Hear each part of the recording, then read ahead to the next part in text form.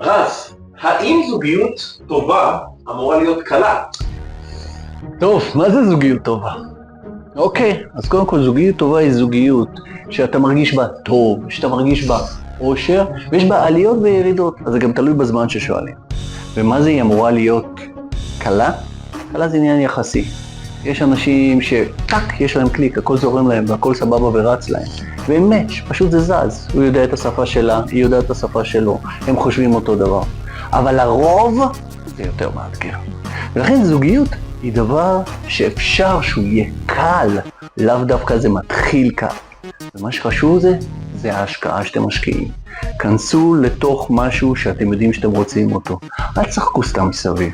אל תנסו רגע לייצר זוגיות בשביל להיות איתה או להיות איתו רק בשביל שהוא ידליק אתכם. אלא תרצו באמת להיות בזוגיות. אם אתם רוצים קצת ללמוד על מה זה, איך רואים זה, צרו קשר בפרטי.